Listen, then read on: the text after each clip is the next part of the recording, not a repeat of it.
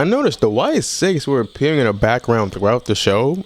I don't know what that means, but low key might be leading up to and building up to this like takeover storyline. And if that's the case, I'm here for it. But hey, Smackdown review. Overall, TLDR, it was a good show. It was better than last week, definitely. I enjoyed it. The show opened up with Solo and Sammy. They moved Sammy to SmackDown. Sammy is now a SmackDown guy. I would assume it was a trade with LA Knight, because LA Knight's involved in a world title picture over on Raw. That might be the trade. Who knows? Maybe it isn't. But yeah, some new fresh matchups, interesting. And low key, they're building up this world title story with Sammy.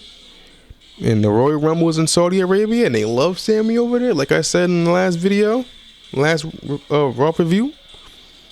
You know what I mean? If Cody's still champ by that time, things get real interesting. Things get real interesting. But yeah, good shit. Good.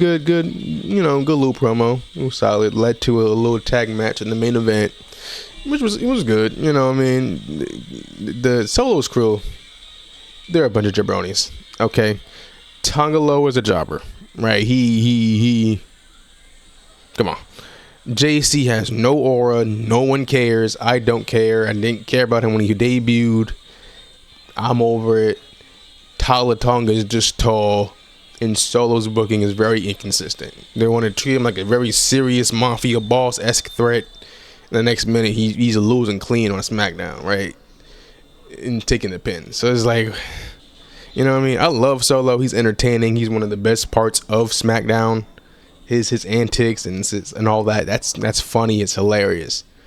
But low key, we kind of need to get that title off him. Low key, I don't know. He can keep it for a little longer. But Paris, all right. You know what I mean? It's time to go. But yeah, and then the next segment was a little tag match. Alexa and Piper. It was solid. You know what I mean? Of course, and a little kerfuffle, scuffle, whatever you want to call it after the match. We all expected that. Then we had Melo and Miz. I guess that's the official name of the tag team now. I guess they're official tag team. Versus Fraxium. And they won. I'm not gonna lie. They won. That was surprising. But man, Melo needs to hurry up and turn on the Miz already. Get his man out of this tag team. Build a feud between the two to give him some momentum. He doesn't even have to win it. I hope he does. If they do go down that direction, hope he does win. Just do something, please. This tag team was cool. Kind of went away for like a month and a half or whatever. Now it's back. I don't know what is going on. Right? I'm not asking for championships, a world title, or the U.S. title. I'm not asking for that. I'm not asking for the Money in the Bank briefcase.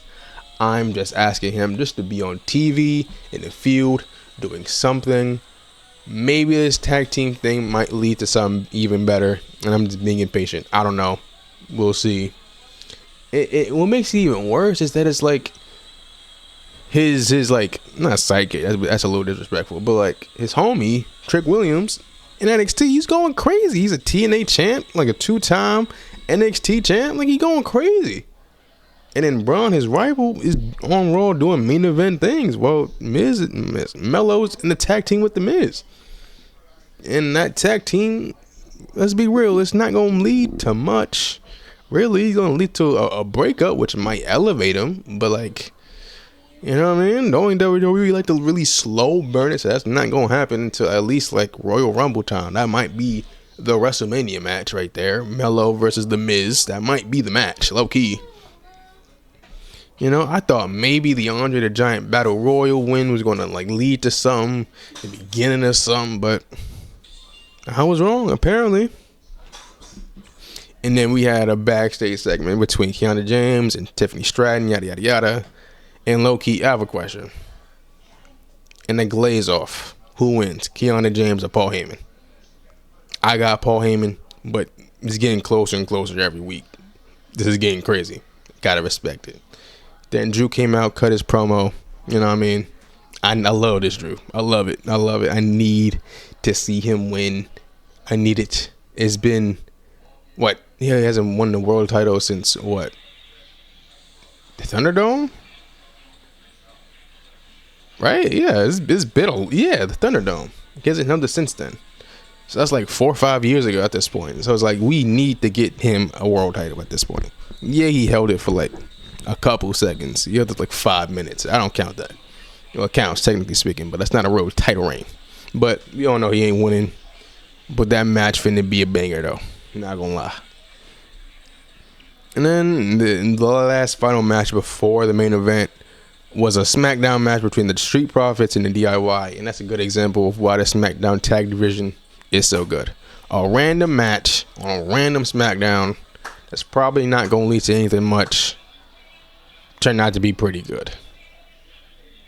A whole lot of tag matches. I think it was all tag matches, to be honest. Now I'm really looking at it. Every single match on this show was a tag match. I guess that's to preserve the wrestler's body. I get it. Kind of do want to see a little bit more one-on-ones, but that's all right, though. That's all right. Well, it was a one-on-one match. What am I talking about? It was Alexa versus Piper. It was a one-on-one match. Anyway, speaking of one-on-one matches, it's going to be in Ireland next week. So, cool. An international crowd. That'd be cool. Leading up to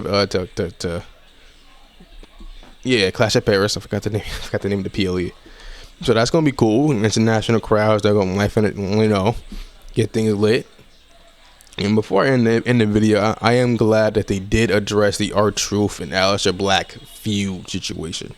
Because as I said several times, several weeks, that kind of just led to nothing. He kind of got that quick little win, and he just kind of just disappeared and appeared again as a whole new character back to where he was before.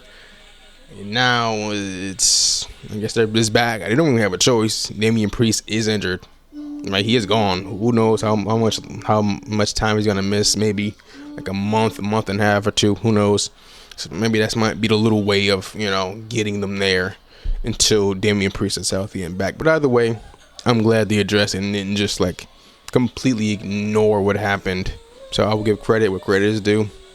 They did that. But hey, I said earlier, good show. Way better than last week. Last week I did not enjoy last week at all.